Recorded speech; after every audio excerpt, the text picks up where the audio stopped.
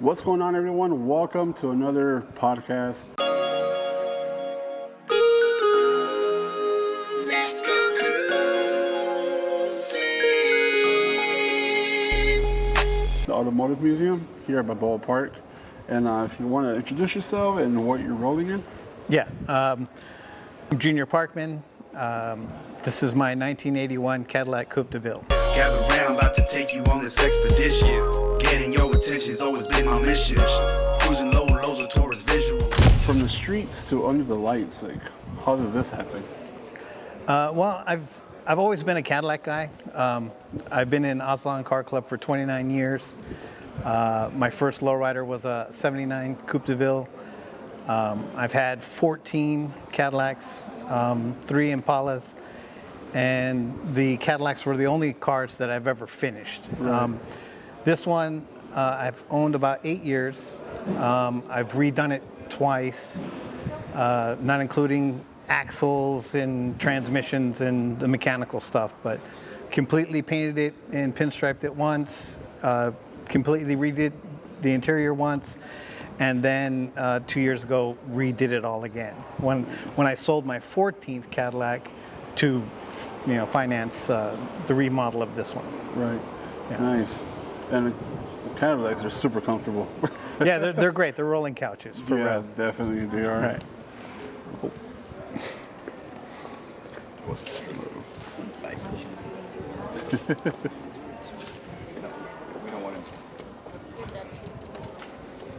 Cool. Sorry about that. It could have happened. Yeah. Okay, where were we? So what made you choose the color of this one? Well, blue's my favorite color. My first Cadillac was blue. About half of them were blue. I've had brown, white, purple. But blue is definitely my favorite color. And so when I first painted it, it was 2021 Audi Aviator Blue, which is a dark blue. Wow. And then on my 50th birthday 3 years ago, I bought a brand new Dodge Ram. And when I got that truck, I was like, you know what? When I redo my car, I'm going to paint my car the same color as my truck. Nice. So this is a 2022 Dodge Ram electro metallic blue. Okay. Yeah. It's really beautiful, especially when the light's hitting it. Right. How long is it in the museum for? It'll be here until August 18th. Okay. It's part of the Low and Slow exhibit. Oh, sweet. Yeah. So if you guys are around Balboa Park, be sure to come by and check out this beautiful car. So what's the name of this beauty? So I named this car My Endless Love, and it's because I've always, this is the body style I've always wanted. When I first started lowriding, having a 90'd out Cadillac in 1992 and 3 it seemed impossible. I mean, you could buy the 4-door brand new then, but to actually have it and lowride it out was kind of a pipe dream. I mean, it was a really expensive car then. So I always knew I wanted a 2-door Cadillac with a 90 front, 90 rear, 90 dash. I decided to pass on the cladding on the sides. Yeah. It's really pretty, but I like the long lines of a Cadillac, and a coupe doesn't really need them. Right. If you're running a 2-door Brougham and you want to fully Brougham it out, I get it. You can put the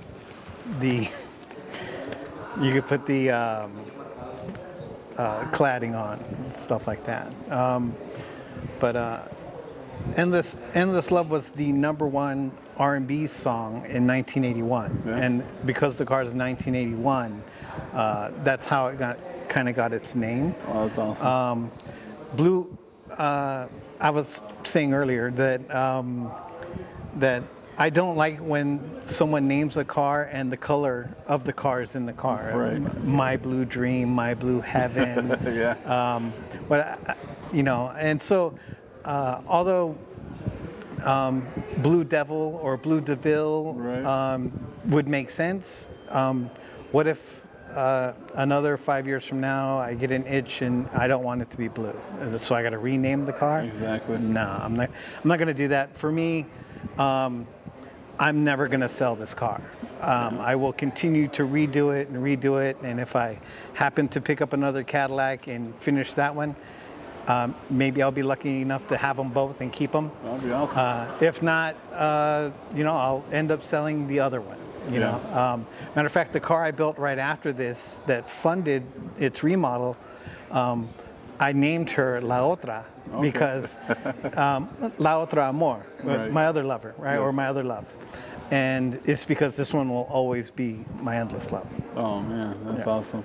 And what's like the backstory of the '81 Cadillac? So, 1980, the body style changed from the slant back window cars. For me, it had to be 1980 to 85, Okay. two-door, and it had to have the window the back window that goes straight down like this. And, Right. And so, luckily, you can put almost interchange of the whole front clip and the rear. They're almost the exact same car between the two-door and four-door. I mean, they ride on the same frame. There's a lot of similar parts that are interchangeable from the two doors and the four doors. But being a kid in my young early 20s, it was one of those things where I saw that car and I'm like, nah, that's it. That's the one I gotta have, and I gotta get the 90 headlights for it. And I always knew one day that I would build one that was nice enough that I could be plaqued up. I had many cars that I cruised just to cruise or got really close, and then for some reason someone had to have it more than me. Of course. I might have been in a pinch, and one thing that's important to me about being a lowrider is, yes, have the hobby, be completely enthralled in it. Love your car and love everything about the community and the whole lifestyle. Definitely. But it has to come last. Yeah. You know what I mean? Your work is very important. Your family, your community, all that stuff has to come first. So, yes, it's a really nice car. I only got about 30,000 in it, but my daughter comes first. My family comes first. Making sure I get to work and my daily is working fine. All that has to come first. You know what I mean? And if God forbid anything happened where something would have to be sold, she's on the chopping block. Like, she'll be one of the first things to go if I needed money instantaneously. It would break my heart, and I would sell my brand new truck first. Yeah. But if need be, it would be one of the things that, like, I'll build another one. It'll break my heart, but I'll build another one. Yes. With any luck, I'll have this car till I pass, and I've already made a deal with Jackie over there. We're gonna put the car on display for 2 years. My son wouldn't let me donate the whole entire car to the museum. He was like, you can't donate it. It's mine. And I'm like, well, there's no inheritance here, there's no guarantee. Like, how about you build one? Show me you're ready for a car and build one. You don't even have to finish it. Just be working on one. Yeah. Hay unos que te puedes subir. Ajá, como el de allá. So he was like, so we argued about, well, not really argued. He was really upset. And then I told him that, you know what, I will compromise with you. 2 years after I pass, the car will be yours to take out of the museum if you want. If they ever don't want it on display and they ask you to come get it, you can come get it. But do a small write-up about how much I love this city, Right. how much I love my car club and my family, and leave it on display for a while for people to enjoy. Right. And then 2 years after that, give it to the boy. You know, maybe he'll leave it to his son. You know. That'd be awesome. Yeah, I feel his pain. You know, I asked my mom too. She has a '64 Impala. I'm like, you know, if something happens, like, is that mine? And she said, no, it's for my grandkids. So, you know, so when she passes, she wants the grandkids to sell the car and split the money. Right. I'll just tell the kids that it's only worth so much because it's an old car. Right.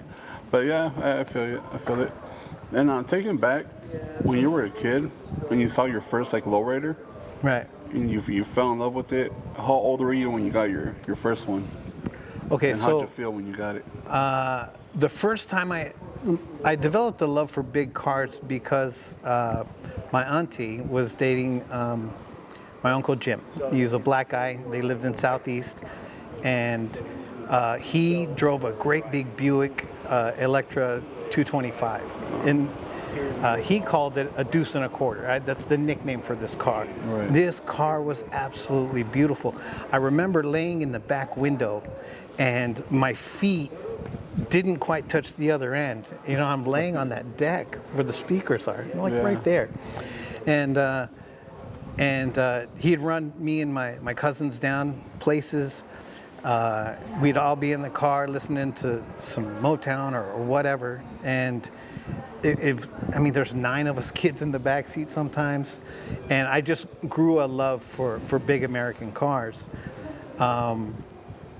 I thought for many years maybe I'd get a 2-door Buick, and then as I got older, he went and got himself a Cadillac. Wow. And once he got a Cadillac, I was just like, oh yeah, that's the one. Cadillac. And he had a '77 Coupe de Ville, and it was I'm not crazy about the color, but it was buttercream yellow, and it was triple buttercream. The top was buttercream, the inside was buttercream, the outside was buttercream. And for me, even now, it's kind of a grandma color. So, but he loved it. He absolutely loved it. And I remember sitting in the car, and he just run to the market or whatever. And I was like, yeah, one day I'm gonna get one. One day I'm gonna get one. My first large car was a Chrysler New Yorker, and it was okay. It was a nice car. I remember taking the dog dish hubcaps off of it and putting wire hubcaps. And that was just my daily, you know? Yeah. And low riding started to take off. I mean, it had always been around, you know? Right. But it really started to take off again in the early 90s. And I was working as a security guard at an apartment complex. And there was an old man who had a '79 Coupe de Ville, and he was getting ready to get married and stuff, and he loved the car, but he needed a minivan. And he was like, hey, Junior, you like big cars? I'm like, I love big cars. And he goes, you seen my Cadillac? And I go, oh, of course. And he goes, you want to buy it? I'm like, absolutely. I'm like, I'm gonna need some time can we make payments or arrangement or something like that? And I bought it for $2,500. Wow. It needed paint and interior. And he let me pay him 5 payments of $500. And, you know, between my rent and having a small son and I'll never forget it. And so, that was my daily, and I drove it every day, and you know, I saved up money. I got it painted. I saved up more money. I got some McLeans for it,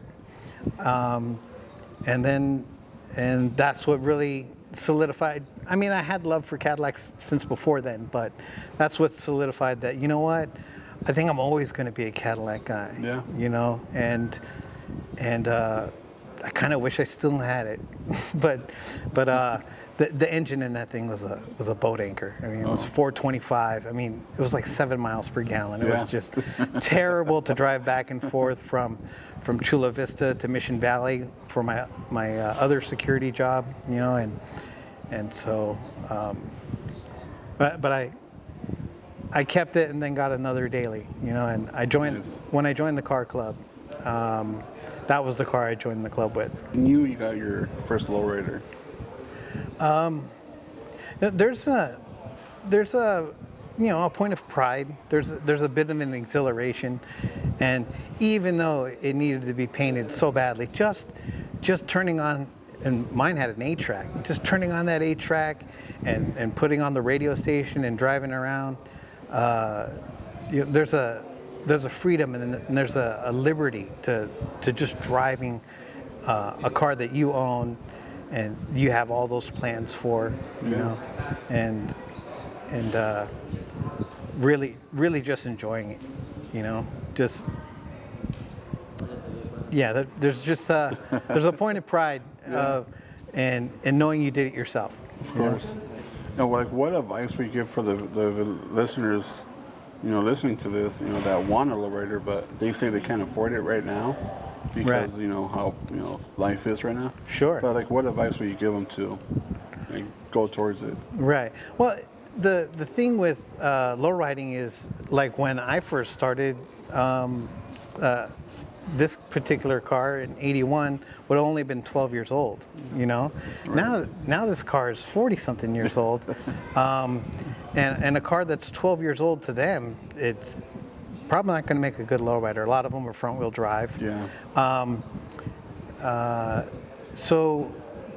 then with JDM being so popular and different styles of cars being very popular, some of us are lucky to grow up in it, Right. you know, and so maybe their first car, you know, is gifted. Their dad helps them, or they have a Theo who has one in the backyard, has been there forever. Yeah. They're lucky. It's a little bit different for them because now they're starting off a project car that's $5,000 and $6,000. I started off with a running driving car, 30 years ago, mind you. Right. That was $2,500. You know what I mean? It needed paint in the interior, and so, you know, my advice would be study, stay in school, respect your parents, and when you do get your hands on that car, take care of it and lean on your community members for help, lean on your family for help. It's kind of hard because I know it's different for youngsters. I have some nieces and nephews, and they have Buick Regals and some Lincolns and stuff like that. Nice cars, great starter cars. You know what I mean? Yeah. You know, but they have to navigate rent that I remember paying rent $700 a month.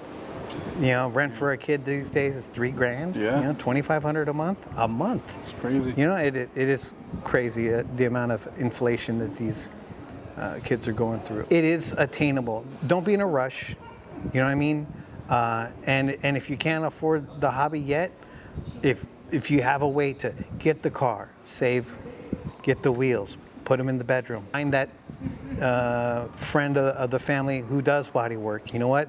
Maybe pick up a trade. Hey, I can do body work if, and I'll save for materials. Can I do body work and hook me up with paint? You know what I mean? It is a really solid community. It can be a great benefit, cost savings for anyone who's building a really nice car. I mean, you can build a really nice car still, but it's going to cost you. Yeah, definitely. And I'm thinking back, like you said, like in the 90s with lowriding, do you see like a big difference from lowriding then and lowriding now? Yeah, there's definitely a difference. I wouldn't say it's a big difference because a lot of the people that I'm lowriding with now are the same guys that I rode and lowrided with then. A lot of the community is a lot of the same people I've lowrided with then, and now it's our kids and our kids' kids. So I don't see a huge difference. Of course there is. I mean, there's new generations coming up, but no, the community is tight enough and still relatively small enough that it's inclusive. It's together. Right. You know what I mean? Yeah, that's what I love about the Lowrider community. Like the culture, actually, is like everybody feels like family. You Right. know, I've been growing up in the Lowrider scene for, I say over 20 years. So seeing people like from the past, like Sherry Ronnie from Crowd, and Right. Just people like that. Like it feels amazing. Like your family's always there. Sure. So, Yeah, no, it's awesome. and I love that. That's a great example of a couple that they've been around a long time, and I have been in Aslan for 29 years, but there was 10 years where I had to put the car down.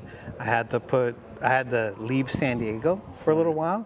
I had to get clean. I had to turn my life around. So I left San Diego and moved to Denver. I joined the healthcare field through my brother, and established a career that's benefited me since then. I've gone from being a home healthcare equipment delivery guy to a repairman, home healthcare repair, dental repair, and now I inspect hospitals. So.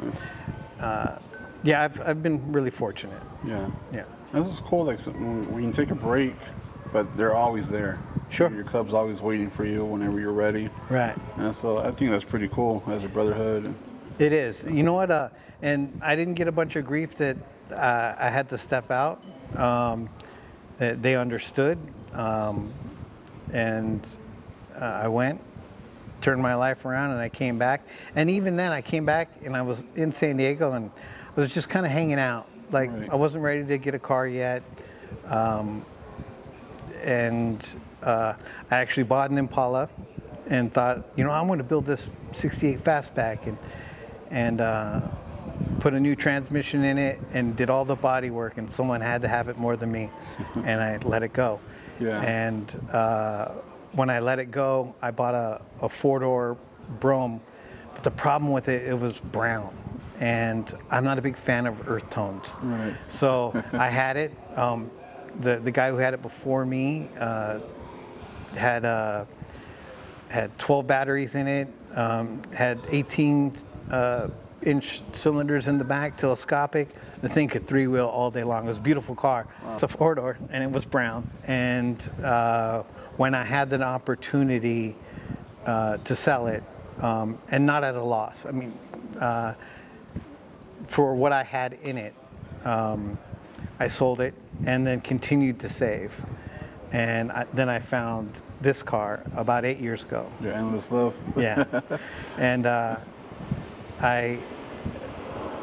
found it on Craigslist. And the guy's name was Julio. His last name escapes me. Rest in peace, buddy. He bought it from Roger, who's from down here, and then took it up to LA and started the 90 conversion. Okay.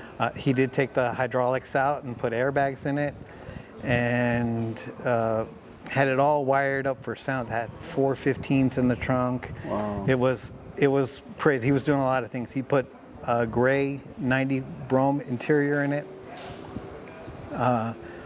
The body work was mostly done, a little bit wavy, but it was all primered and ready to go. No wheels, missing a lot of trims, but he became a really great friend of mine because I bought the car off him for $2,500. Dang. And he told me, like, hey man, it needs a lot of work, and the windows don't work, and the transmission is bad. And I went up there, I took a look at it, I paid him, and I called my AAA and put it on the trailer and brought it home. And it's been mine ever since. And what's something that you've done to the car where nobody notices until you have to point it out? See, I don't know. One of the things that I wanted done when I redid it was, this is factory was a vinyl top, which is a quarter vinyl top, which was popular for the Coupe de Villes. Okay. I had my buddy Luis over at Endless Customs mold the fiberglass around the back window and make it so. Let's see. I have my buddy Luis over at Endless Customs mold the fiberglass around the window so it wouldn't be big, and it looks almost like the vinyl is still there, but that's not vinyl, that's all fiberglass. Wow. So without knowing that it's fiberglass, you might think that's material. You could clearly see it's painted, but that is one thing that, like, if someone else were to do it, then you wouldn't know that the frame is a fiberglass molded piece that came with the vinyl top. Right. You know, it would just be the window. Nice. And what does your wife love about Endless Love? What does my wife love about Yeah. my endless love? That's a funny question because I don't know that she does.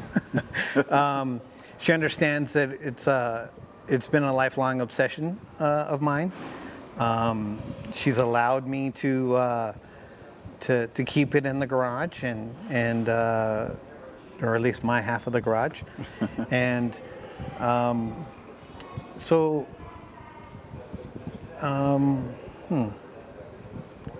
Yeah, so I wouldn't say that she loves it. She just knows that it's part of who I am, Right. and she's grown to accept it. Oh, that's awesome. Yeah. At least she supports you with that. She's completely supportive. Yes. I'm a very fortunate man there that she is completely supportive of all my hobbies. Yeah, that's awesome. It's amazing to have a partner like that. Yeah. You know, I talk to so many people where their partner, they don't agree with them.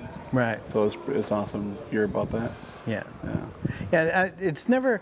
She's not one who wants to show off or has a need for attention, Right. which is completely opposite of me. I feel like I have a horrible need for attention. I want to drive by really slowly. I want to wave as I'm driving by, you know. Yeah. So it's never been her thing. A few times a year, I make her come out and get in the car and go cruising with me.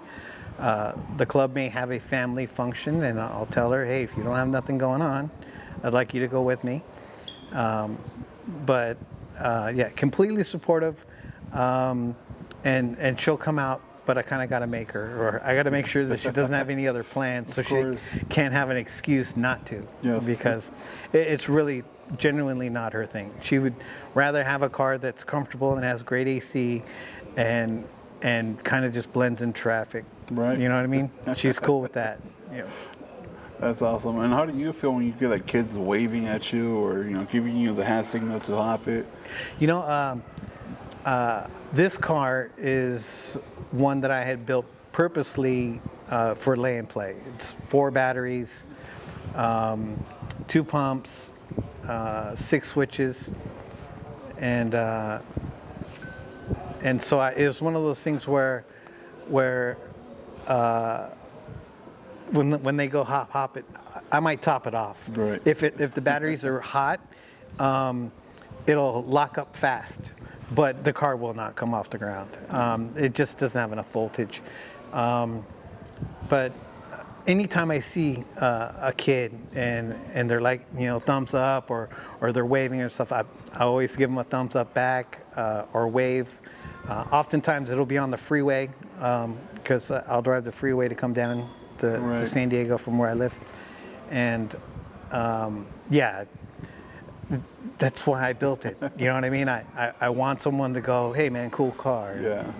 I was like, thanks. You know, man, and that's I'm always waving at people and really enjoying it.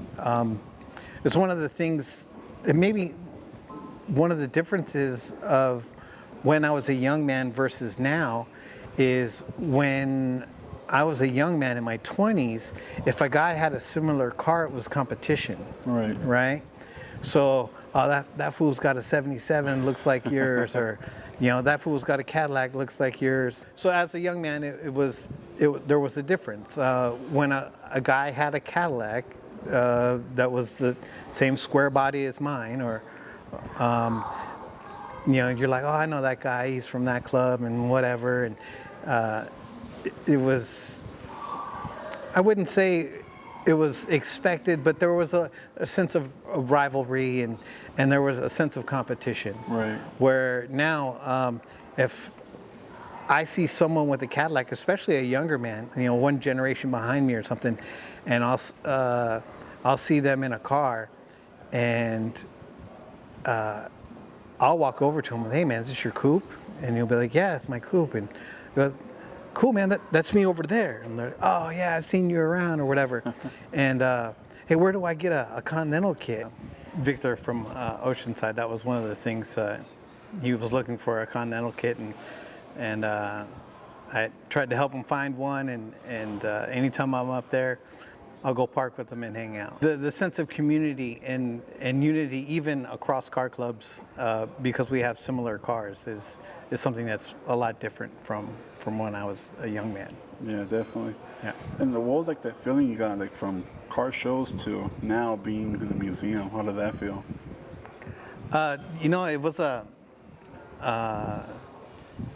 It was kind of always a dream, because I remember, just 10 years ago, there was an exhibit of lowriders, and I had seen it, and I was like, one of these days, I'll have a car nice enough that I could be featured there. And a good friend of mine, Mark, Black Lowriders Association of San Diego, and his apparel company, Around Here We Lowride, was asked to bring some cars in for an exhibit they wanted to do.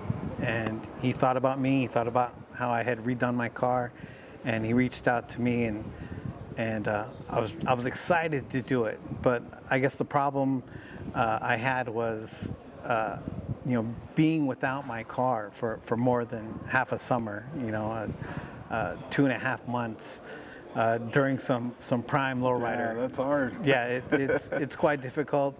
It's something I had to sleep on a weekend, and then on Monday I'm like, you know what, I'm in. And so the next time we had a car club meeting, I talked to my club, and they gave me their blessing, and I was like, thanks guys, and here I am. I put the car in. Nice. Right. That's hard, like you said, because you're waiting for summer just so you can take it out cruising. Right. Especially for summertime. So that's awesome that they were supportive, and you were strong enough to have a showcase now. Right. But as people are walking by in and out the museum during this interview, it's getting a lot of attention. It really stands out. Thank you. Yeah. And any shows you're gonna be able to do this summer? Yeah. Luckily, this exhibit only runs for about another 10, 11 days. Okay. And I'll be getting it out. And the next big show is the end of summer show in National City. Nice. This is a sick production. And it's one of my favorite shows of the year. So I'm glad that I'll be able to get my car out and be at that show. We're fortunate here in San Diego that the weather is great and we can lowride nearly every weekend. Of course. But there's a lot of guys like me that November rolls around and it's a family time. It's Thanksgiving, it's Christmas, it's New Year's, and although we hang out and we still lowride, it's not on the same. It's different from lowrider spring. You know what I mean? When spring rolls around, lowrider season really picks up, and we're out every weekend, whether it's a picnic, a car show, a quince, or whatever it is. We love to be in the streets, and blessed to be living here and blessed to be able to do that. Of course. And what's like the one song you have to play when you get in it? Wow, I don't have just one. One of my favorite songs to listen to when I get in my car is "Be Thankful for What You Got" by William DeVaughn. Nice. The lyrics kind of go, though you may not drive a great big Cadillac, with gangster white walls and TV antenna in the back. Yeah. I remember my Uncle Jim playing that song in the car, and it's one of those ones that nearly every time I take my car out, I have to play that song. Nice. That's awesome, brother. Be patient, work hard, study, Be true to yourself. If you can afford it, do it, but save.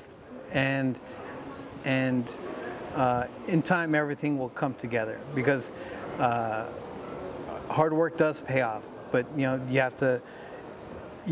You put in the hard work at your job, then you get a promotion. Now you have a little bit more money to save a little bit more to buy the next thing, and don't be in a rush. The community is going to be here. The community will be here to help you, and one day, it might take you 8 years to finish the car again. You'll be out there and have something really nice to look at. Nice. And where can the listeners find you? You can follow me on Instagram, Pacman_Aslan. Okay. That's kind of really the only social media I have. That TikTok and stuff is for the young kids. I don't have a YouTube. And so you can find me there. No, I just want to thank Jackie, who at the San Diego Automotive Museum, Mark Forte with Around Here We Lowride, my tattoo artist, the Kuya, my wife, my family, my car club, Aslan San Diego, and just the San Diego community as a whole. The San Diego Lowrider community as a whole is, we're all friends, and if we're not friends, we're family. And that's another ride in the books, mi gente. I just want to thank Junior for taking his time for the interview. Thank you for, like I said, just your time. Hey, and no it's a problem. beautiful ride. I'm really proud of you. Congratulations for Thank you. being showcased at this museum. Passes for you to bring thank you. someone in here. Tell your dad I said hello. I will. And hey, thanks. will. I was on my way down to the ball game anyway, and I stop by here every Friday to dust my car off. So Nice. I'm glad that it worked out for the both of us. Yes. Thank you for definitely. Yeah, inviting me it to do means this. a lot to me, honestly. Thank you so much. Thank you, bro. Of course. The way I carry on got a little twist. Staying humble cause I trusted my abilities. Let it take control like a shock from electricity.